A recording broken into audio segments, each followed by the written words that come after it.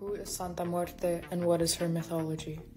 Santa Muerte translates to Saint of Holy Death.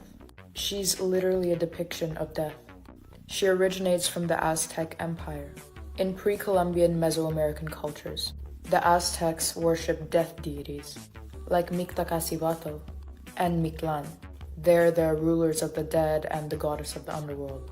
So when the Spanish conquistadors came, they wanted to throw away all these pagan beliefs and switch everyone to Catholicism. So instead of worshipping Mictacasibatl, people just started worshipping Saint Death, Santa Muerte. So that's how her imagery was born. She's not recognized by the Catholic Church, but she's still venerated as a folk saint in South America and Mexico and other parts of the world. As a folk saint, Catholics would still believe her even though it's outside of Catholicism. The thing about Santissima is that she does not judge at all, and she has 7 different colored robes.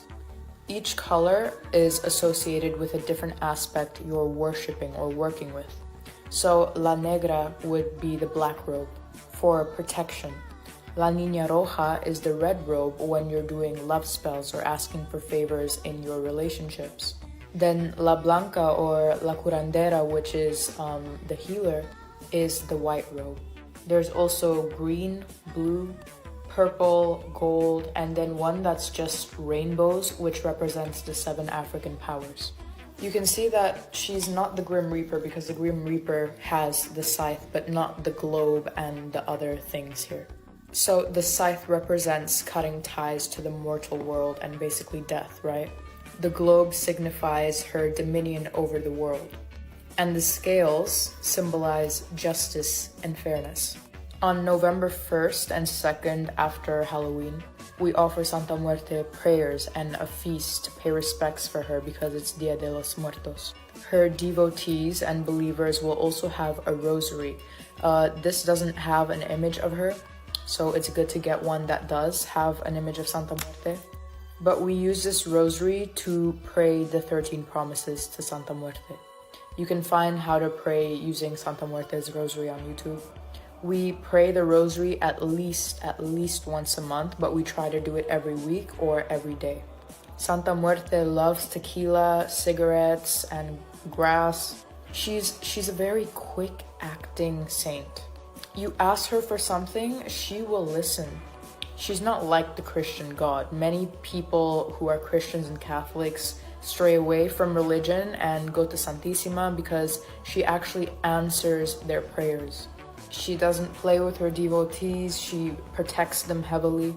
And because she doesn't judge, people from all walks of life will worship her. She's also known as the cartel saint because lots of cartels will have altars of Santa Muerte to protect themselves from death, from the law, so that business goes well. All she wants from you is your love and devotion, literally. And in exchange, she will love you back, and she will hear your prayers.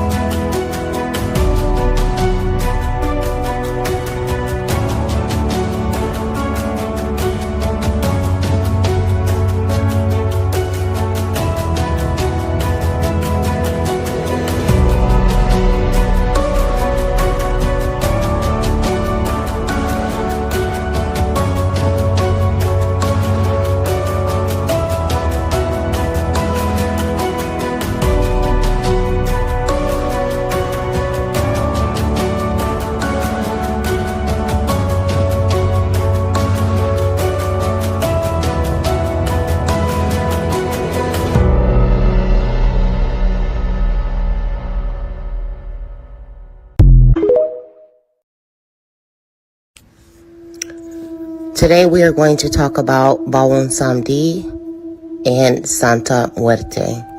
We're going to talk about the similarities and the differences between the two. Let's start out with La Santísima Muerte. Proper name, Mitecaquicuaro, Holy Death. Santa Muerte is from an Aztec culture. She is an Aztec goddess that leads you through the paths of death itself. She resides over not only death but life.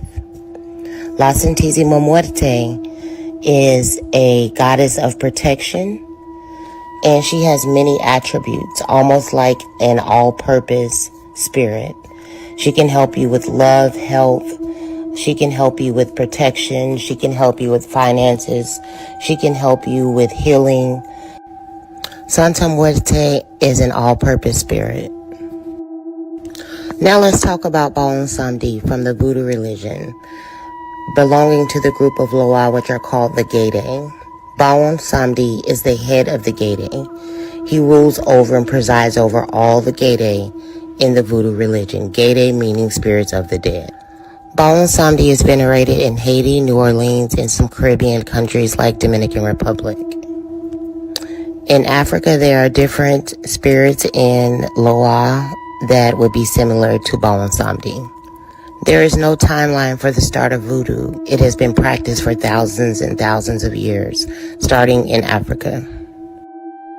For my study, I see Santa Muerte as ancient as the Aztec culture itself. Of course, voodoo is ancient as well. Like I said, it's been practiced for thousands of years. Similar to Santa Muerte, Bawon Samedi, or better known as Bawon Saturday, he also rules over death itself. Bawon Samedi is married to Maman Brigitte. They are represented by the colors of purple, black, and white, and they rule over the cemetery and over the dead.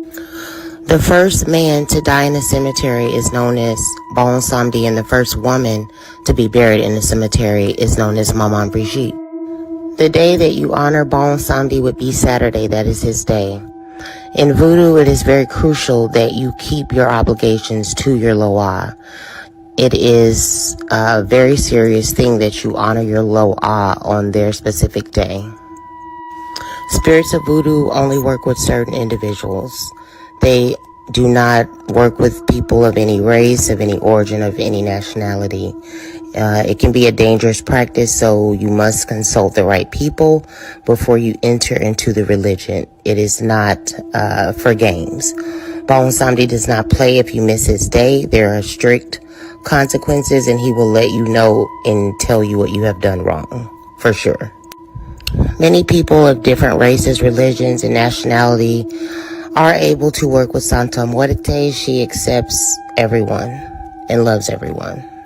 As you can see, that is one of the major differences between Santa Muerte and Bawon Samedi. In my experience working with Santa Muerte, I haven't seen harsh consequences for doing something she doesn't like. In voodoo, it's different. Many of the Loa you will find, if you do not serve them right, if you don't do the rituals correctly, sometimes there can be a harsh punishment. I have yet to experience a super harsh punishment from Santa Muerte.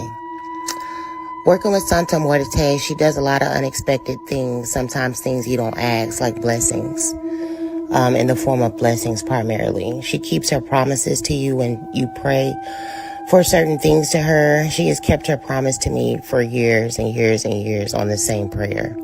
With Bawon Samedi, he is very protective, but you must honor him on his day and you must do things properly. If you've ever heard of zombie, this is who the Haitians would go through to create zombies. Bawon Samedi is very protective. If you use or ask Bawon Samedi to protect you from your enemies, he will more than likely curse their entire family. Both Bawon Samedi and Santa Muerte can easily take someone's life. Bawon Samedi resides over death and of life. He protects children. He protects people in general, and so does Santa Muerte. So those are some of the similarities and some of the differences. You can offer Bawon Samedi rum, dark rum, and Santa Muerte tequila. Bawon Samedi loves peanuts, sweet foods, cakes, and home-cooked meals. Santa Muerte enjoys sweet foods, candies. They both enjoy coffee and cigars. Bawon Samedi takes his coffee straight black, and I usually put sugar and Santa Muerte's coffee. Both of these spirits reside over death itself. That's the main similarity. If you work with both of these spirits, just know that you are very protected. Both of these spirits are celebrated on similar days. In Voodoo, we celebrate the Gay Day from October 30th to November 2nd of every year. The Day of the Dead in Latin culture is celebrated around the same time. I just wanted to give you all my experience with working with both of these spirits. There are many Latino people that do work with African spirits and practice voodoo, but I warn you to seek out the right help before you delve into this, because it can mean life or death. From my experience, both Santa Muerte and Bawon Samedi get along very well. Often Bawon Samedi will tell me to check on Santa Muerte and tell me if she needs anything. He has compassion for her, and they get along very, very well. And I just wanted to give you all my experience with working with both, and I hope you enjoyed it. Have a great evening. Honor and respect, honor and respect.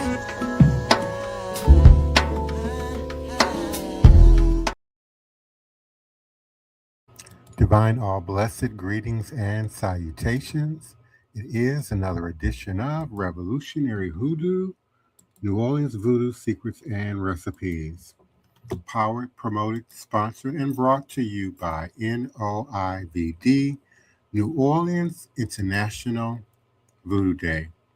Become a part of something extraordinary. New Orleans International Voodoo Day is not just an event, it's a moment that celebrates culture, fosters education, and connects people from around the globe. Inspired by National Voodoo Day in Benin on January 10th and led by Black community members, New Orleans International Voodoo Day is a day of collective remembrance and spiritual reparation that is preceded by a symposium, an Afro-ecology exhibit, and also includes a procession to the monuments at the sites of slavery in New Orleans, a ritual to account for and seek absolution for the city's and the country's participation in the institution of slavery, homage to those ancestors who suffered through and survived the transatlantic slave trade, and honor and appreciation for the achievements of those who came out of the oppression. 2 days, May 23rd and 24th, Saturday, May 23rd, and Sunday, May 24th, 2026. 2 days of education, creative expression, elevation, cultural exchange, and above all, healing. And through authentic voodoo traditions handed down through generations, we offer a path to healing from the ongoing ramifications of slavery and racism in the United States. And we certainly are thankful and appreciative of your continued support and participation here on this Monday through Friday, 9 p.m. U.S. Central Standard Time podcast on a social media network near you or by way of our QR code, which can be scanned and located in the top right corner of your screen. We're also thankful for those who continue to show up, support, and participate us in this live chat along with the podcast. Thank you so much to our beloved community member, Daniel Neal. We certainly do appreciate you and yours. To my godchild, Nina Lloyd, we certainly do appreciate you for coming through. Elijah J. Dupois, we certainly are appreciative of you. Loves my New Orleans. We certainly appreciate your continued support and participation. And I will be unmuting my beloved co-hosts and panelists momentarily. Our Wild Man Black Hawk Voodoo, my first priest and armor bearer, Brother Joshua Nylan Tanner, initiated member of La Source and Chien, as well as a committed co-administrator of NOIVD. Our beloved Tyson Horn, my godson Tyson Horn, as well as an initiated member of La Source and Chien, as well as a committed team member of NOIVD, and our executive producer, Respect the Voodoo, coming soon to a network near you. And we certainly are thankful for Elder Reggie, Green Soap leader and founder of Shrine of the White Cloth, also committed co-administrator of NOIVD, and our beloved Queen Mother Bianca Johnson Plessy. She is co-administrator of NOIVD as well as a initiated member of Le Source Ancien. And again, we certainly are thankful for your continued support and nightly support and participation in this podcast. I will be unmuting my beloved co-host momentarily after we do a brief opening, again, announcing the arrival and presence and power of Santa Muerte. And we're going to talk the bones that speak. The bones that speak.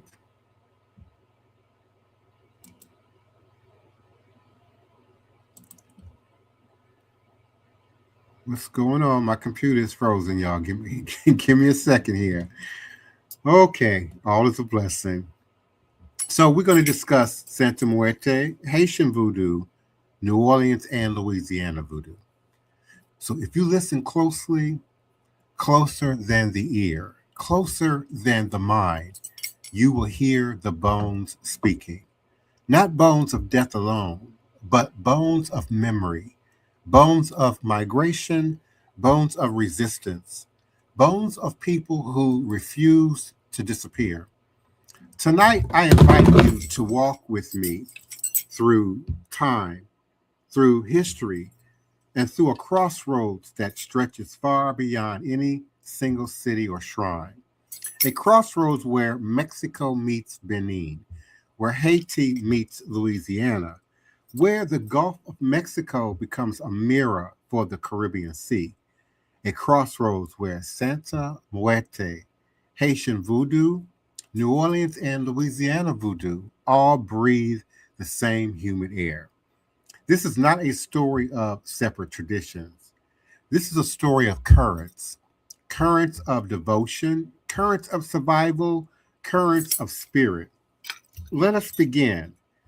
Santa Muerte, la Floquita, la Niña Blanca, la Madrina. She is a saint of the people who live on the edge, and a mother of those whom society has cast aside. She is not a Catholic saint, though she wears the robes. She is not a demon, though her detractors try to paint her as one. She is death personified. Yes, but more importantly, she is death humanized. In Mexico, death is not a stranger. Death is a companion. Death is a teacher. Death is a reminder that all things return to the earth. All souls return to the ancestors. Santa Muerte stands at the threshold between the living and the dead. And she says, I see you. I hear you. I do not judge you.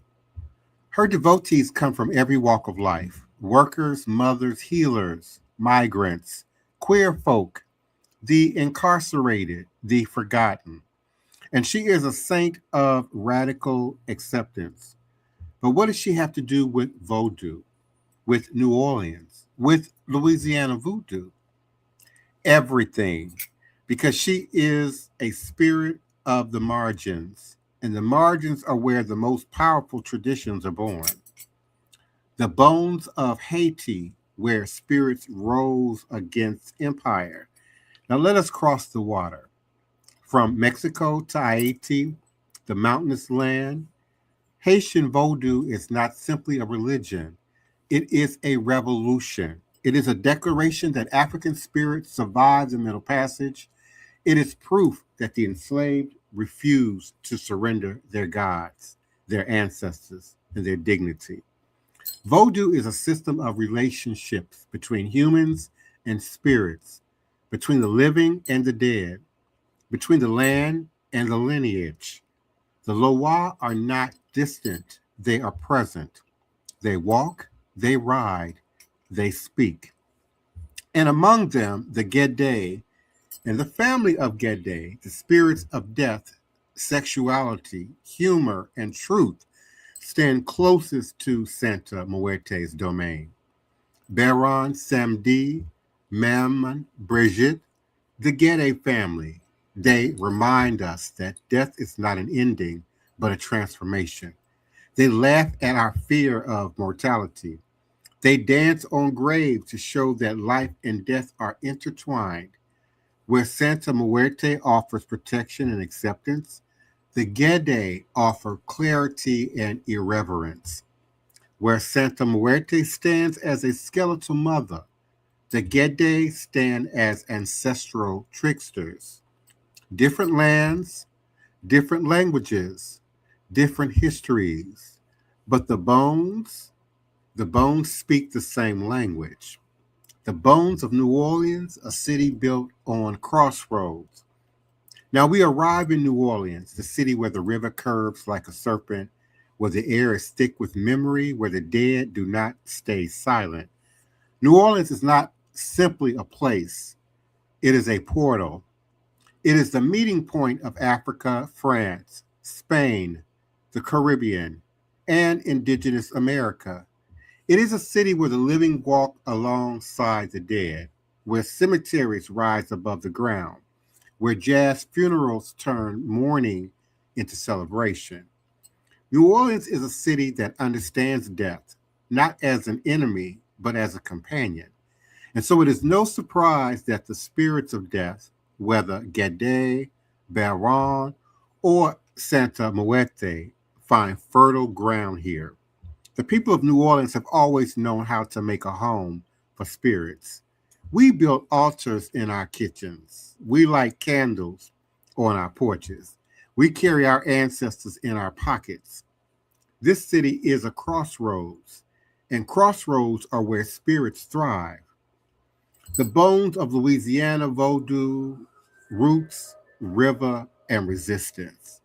Louisiana Voodoo, the tradition born in the swamps, the marketplaces, the plantations, the Congo Square drum circles. It is a tradition shaped by African cosmologies, Haitian migrations, indigenous medicines, and Catholic imagery. It is a tradition of root work, of grigri, of healing, of protection, of community. Louisiana Voodoo is not Haitian Vodou, though they share ancestors. It is not Hoodoo, though they share techniques. It is not Santa Muerte devotion, though they share an intimacy with death. Louisiana Voodoo is its own river, led by many tributaries, but flowing with its own rhythm. And in this river, the spirits of death are not feared. They are respected. They are honored. They are called upon for justice, for healing, and for truth. The ancestors walked close to Louisiana, closer than humanity, closer than the Spanish moss, closer than the Mississippi River itself. So what binds these traditions together? Where the bones meet, a shared language of spirit. What thread connects Santa Muerte, Haitian Vodou, New Orleans, and Louisiana Voodoo? It is not theology. It is not ritual. It is not dogma. It is experience. It is the experience of people who have lived under oppression, who have survived colonization, who have endured displacement, who have carried their spirits across oceans and borders. It is the experience of communities who understand that death is not the enemy, but a guide, a protector, a witness. Santa Muerte stands with the marginalized. The Gede laugh with the oppressed. New Orleans dances with the dead. And Louisiana Voodoo heals with the ancestors. These traditions do not merge. They do not collapse into one another. They do not erase their differences. Instead, they recognize one another, like travelers meeting at a crossroads. They nod in mutual respect. Spirit travels with people. Wherever the people go, the spirits follow. Mexican migration brings Santa Muerte to the United States, to Texas, to California, to Chicago, to New Orleans. Her shrines bloom in neighborhoods where the working class struggles to survive. Haitian migrants bring Vodou to Louisiana, as they did in the 18th and 19th century, as they continue to do today. Their Loa find new homes in the bayous and the back streets. African American communities in Louisiana carry the memory of Congo Square, the memory of the ring shout, the memory of ancestors who refused to be forgotten. And New Orleans, ever the crossroads, welcomes them all. This is not syncretism for the sake of blending. This is coexistence. This is parallel devotion. This is spiritual diplomacy. Death is universal, but how we relate to death is cultural. Santa Muerte teaches that death is impartial. The Gede teach that death is playful. New Orleans teaches that death is communal. And Louisiana Voodoo teaches that death is ancestral. Together they form a chorus that sings of resilience, of survival, of transformation. And when you stand before Santa Muerte's altar, where you dance in a Vodou ceremony, when you walk through a New Orleans cemetery, when you light a candle in a Louisiana Voodoo ritual, you are participating in a conversation that spans continents. You are listening to the bones of the future, and what these traditions teach us now. In a world that fears death, these traditions offer courage. In a world that isolates the marginalized, these traditions offer community. In a world that tries to erase ancestral memory, these traditions offer continuity. Santa Muerte reminds us that no one is beyond love. Vodou reminds us that the spirits walk with us. New Orleans reminds us that culture is born from survival. And Louisiana Voodoo reminds us that the ancestors are never far. So together they teach us that death is not the opposite of life, but the partner of life. They teach us that the dead are not gone, they are transformed. They teach us that the past is not lost, it is alive in us. And as I ask and invite my beloved co-hosts and panelists to begin to unmute and come on in, we listen to the bones. So I'll leave you with this. When you walk through your city, when you light your candles, when you speak to your ancestors, when you honor your ancestors, when you honor your spirits, listen. Listen for the bones. Listen for the voices that traveled across oceans. Listen for the whispers that survived empire. Listen for the songs that rose from plantations, barrios, and bayous.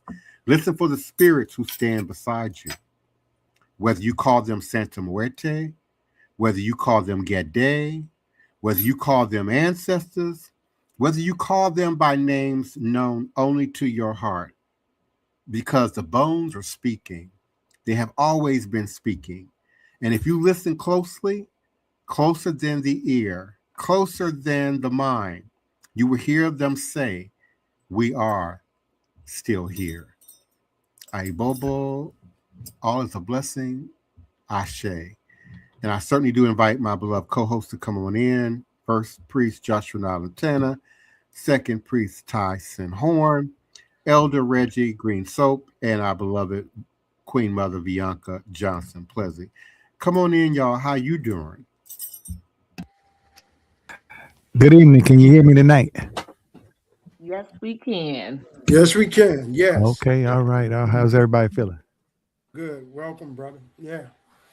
Mm-hmm. Well, that was a great monologue, Divine Prince. Very informative and very inclusive. You know that I love how you put that together. Mm-hmm. I and same over here too.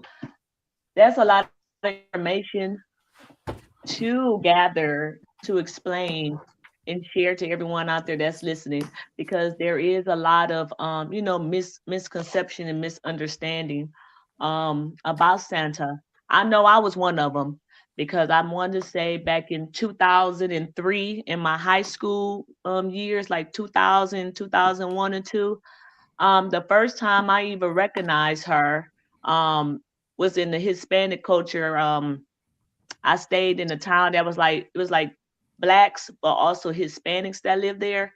And I just remember going to a lot of grocery stores and in the neighborhood. And I remember I used to see um, Santa, but I always thought it was evil and bad. And I used to always be terrified because to me, I thought that in the Hispanic culture, she was represented as like, you know, the Grand Reaper, or, you know, like you said, something, a devil, a demonic, and something that you don't want to play with. Like, I always felt like if I saw somebody that had that candle or that in their house, the posters or the pictures, I had quite a few Hispanic friends. And I used to go in their house, and when I see it, I would not go in there. I'm like, oh my gosh, like, she's bad, she's evil. I don't want to go in there. I don't want death to happen to me. I don't want death to happen to no one. Like, that's how I had looked at her back in the early 2000s, with not really having the education and understanding what she really represented in all the different cultures. Of course, now I have understanding, but when you're like in young, you see things in a different perspective. So I saw the skull, like you said, you know, just everything that it kind of cringes me in a way. And sometimes I felt, why would they want to walk around with this and, you know, represent this? Like, are they trying to cause bad luck on people or try to cause death on someone? And that's how I viewed her at first. But once I had start seeking and moving more into being open to learning different cultures, religions, and spirituality and all that stuff, then I understand that she wasn't that. Like, she was more of like protection, more like something that everyone could relate to and understand in their everyday lives, just like how anybody else would treat their ancestors or their gods and goddesses in other different cultures. So I know I was one that had a big misunderstanding of her. And now up to this day, you know, I respect her more and I respect what she has done to the different cultures, a lot of people in the community. I even know that um, we even have a statue down there.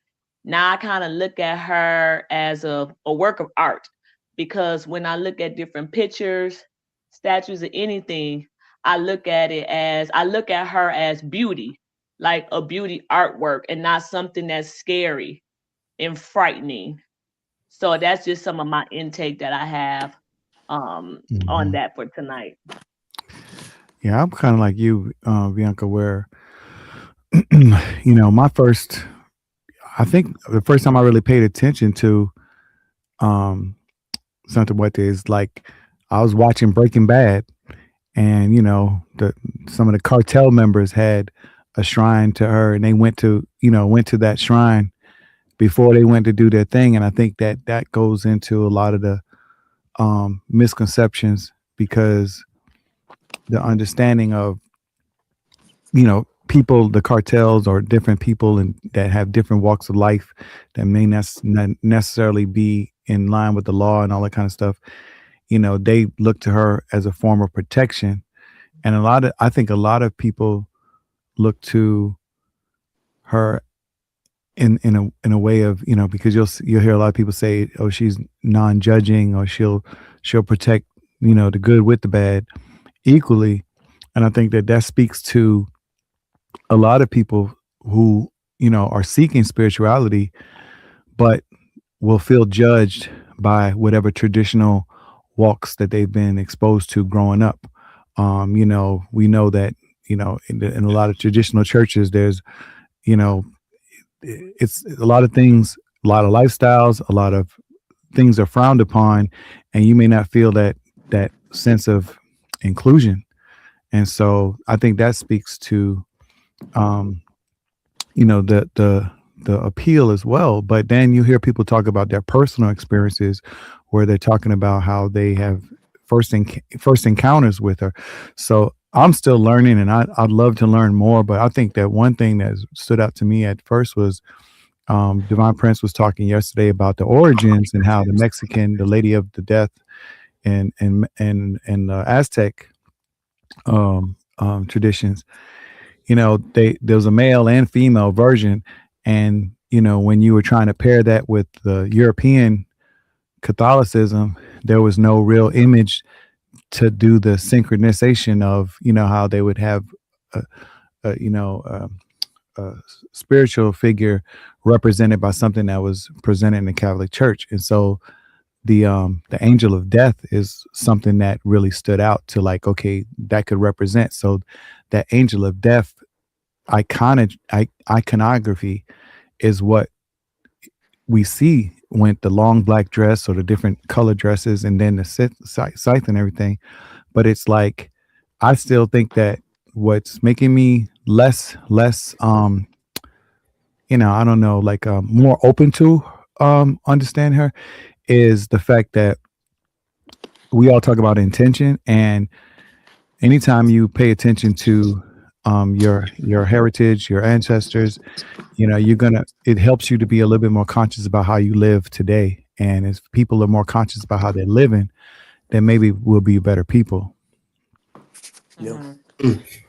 Yeah, I like to come in, please, and add, doing a little research today, which I already knew of this, but then it dawned on me a similarity. And what I'm talking about the goddess of death. I know we're tying it into voodoo, and we all hear of the seven African powers. But Yeah. really, in the West, there are eight African powers.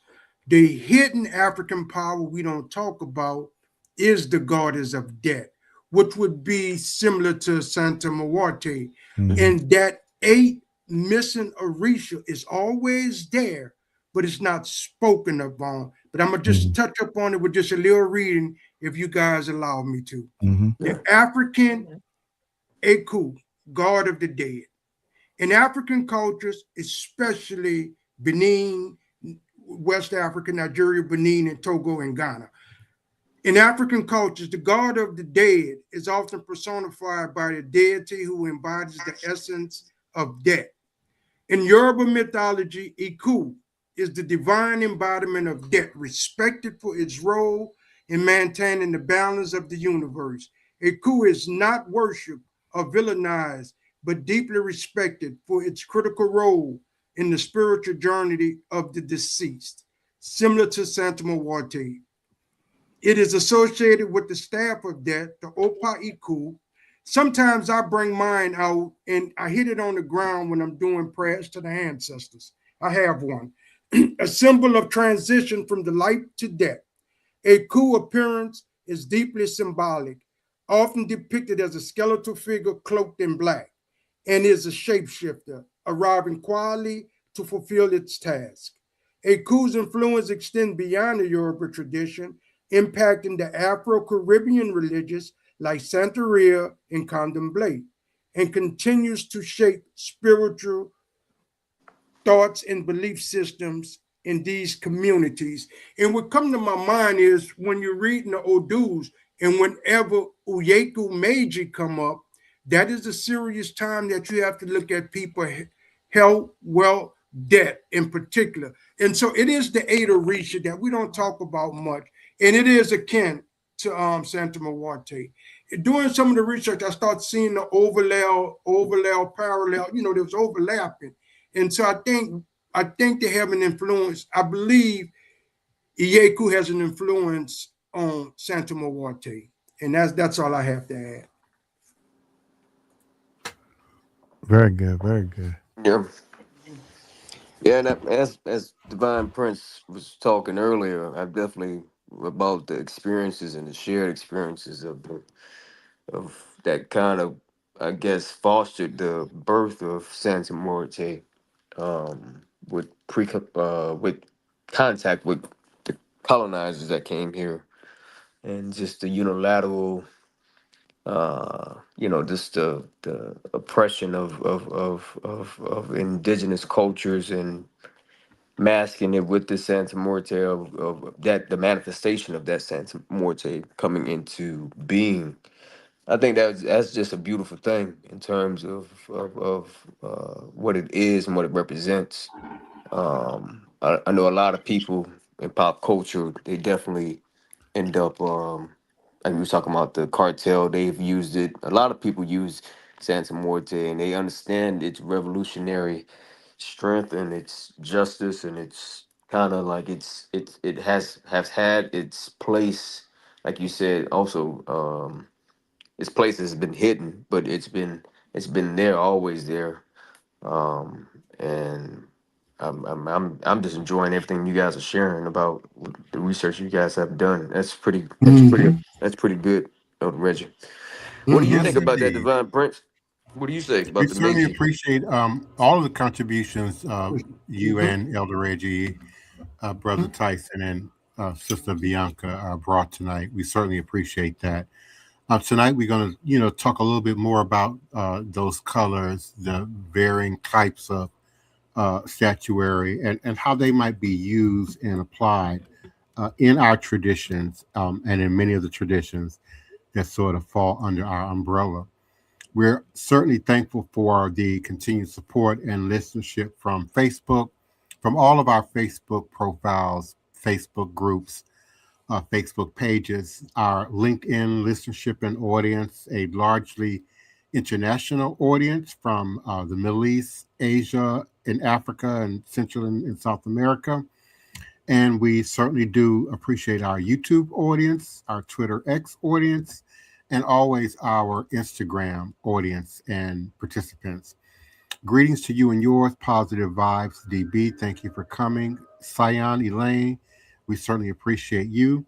Apostle Hudson 1, thank you for coming through. Slime Shit D, we certainly appreciate you for coming through. Dan to Chosen, we certainly appreciate you. Binky 260, thank you for coming through. Be kind, feed people, we certainly appreciate you. Scampy 11, greetings and salutations. My new godchild, Nikishia, thank you for coming through. Urzu Lee, we certainly do appreciate you. Ayo Sangoma, thank you for coming through. Simba joined us this evening, and V is shook. We certainly appreciate all of you for coming through, and we remind you to join us again on tomorrow night, Friday night, and certainly weeknights, Monday through Friday at 9 p.m. Central Standard Time for another edition of Revolutionary Hoodoo, New Orleans Voodoo Secrets and Recipes. We like to say Hoodoo, Voodoo 101, brought to you by NOIVD, New Orleans International Voodoo Day, our third annual New Orleans International Voodoo Day. Thank you so much for your participation and support. And I turn it over again to Elder Reggie. Thank you. Thank you, Divine Prince. Our advertisement: become part of something extraordinary. New Orleans International Voodoo Day is not just an event, it's a movement that celebrates culture, fosters education, and connects people from around the globe. Our new moon ritual prayer and application ceremony will occur on the new moon, Sunday, January the 18th, time 6:30 p.m. in the Zodiac of Capricorn. That location is 710 Clewitt Street. We call it the Clewitt Gardens. What we do is a ritual spiritual warfare gathering because the warfare is heating up in America as we speak, so it's needed to be done. We have a large selection and variety of Santa Muerte statuaries available at the Island of Salvation, Botanica, and that location is 2372 St. Claude Avenue, Suite 100 in New Orleans, Louisiana. And then, of course, we have Mardi Gras. February the 16th is Fat Tuesday or Mardi Gras in the city of New Orleans. If you could come down for those events, please do. But what I wanted to add about the statuaries of Santa Muerte, the way statues and statuaries are used, they represent spirit guides. So if you would purchase a statue, you want to work with the energy and the spirit guide around that. Of course, it looks like a piece of art to the unnaked eye. But as we continue to teach and walk in spiritual enlightenment of voodoo and all the tenets of it, we are working with spirit guides. And Santa Muerte would be a spirit guide to add to your pantheon of altars. Lest we forget, the spiritual medicine of voodoo brings healing and relief from the shackles of slavery that binds the master and the slave to the same chain of social division. And it is social division in America right now that we have to work to heal. Please, let's continue to support all the marches that's out there with your strength, with your prayers, because righteousness got to prevail in the time of darkness. With that, I say, Ashe, Ashe, Ashe. Good night, everyone. We love you all, and we'll be back tomorrow night. All right. Good night. Good night, everyone. Good night and Odabo. Good night.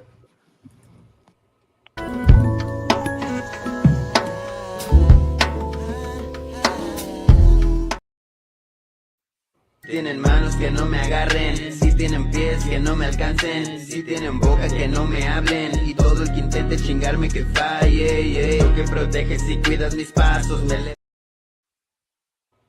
They say when you ask Santa Muerte for something, she always delivers. But if you break your promise, she always comes to collect. In Mexico, a desperate young man begged for help for his sick mother. At a market, an old woman whispered about Santa Muerte. So, trembling but determined, he bought an altar and lit a candle. He swore offerings and vowed to abandon his life of crime, if only she would heal his mother. And when she recovered, he felt it was nothing short of a miracle. But he forgot the most important part, keeping his word. Money soon ran out. One day, spotting a wealthy man leaving the bank, he robbed and stabbed him. That's when the torment began. Whispers in the dark, shadows crawling over his bed, and a freezing presence watching him in silence. One afternoon he woke to find his girlfriend and mother dead outside his bedroom door. The altar was untouched, and the candle's flame had gone cold. Standing before him was death herself. He ran, but she caught him, beating him without mercy. Days later he was found on the streets, blind, crippled, begging for change. Yes, he lived, but he lost everything, his family, his future, all for a broken promise, collected without a final warning.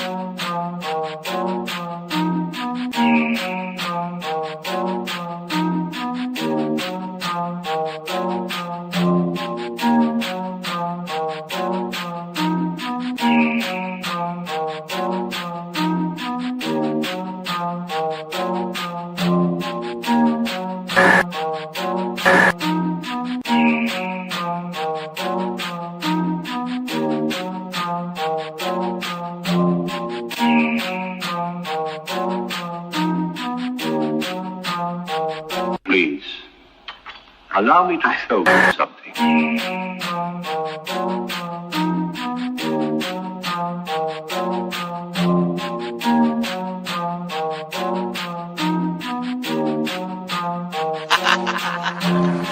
They say I'm crazy and that might be true. I got this right in my DNA, yeah, I'm coming for you. It's time we turn the tables, strip these motherfuckers on you. I wanna see you hanging from trees, it's time you pay for your dirt and your shit. You created the monster, you created the beast.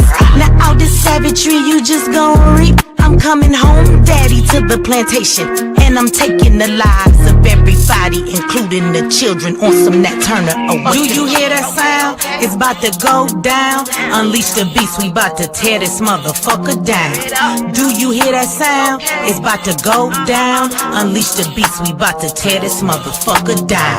I met my girl Harriet at the gate. If you wanna know how she doing, yeah, she straight. But she had one question: when we gon' get up? All that talking tough, yeah, we don't walk it tough. She got it locked and loaded, got that piece up on her side. She looked me in my eyes and said, "Mitch, you ready to ride?" Moving forward, you gotta use both eyes. Watch your front and watch your back. Keep your hands up on your gas. Do you hear that sound? It's about to go down. Unleash the beast, we about to tear this motherfucker down. Do you hear that sound? It's about to go down. Unleash the beast, we about to tear this motherfucker down. He sit at the table, but he don't order no bacon. He greet me in those words, assalamu alaikum. Got them glasses on his face and them waves in his head.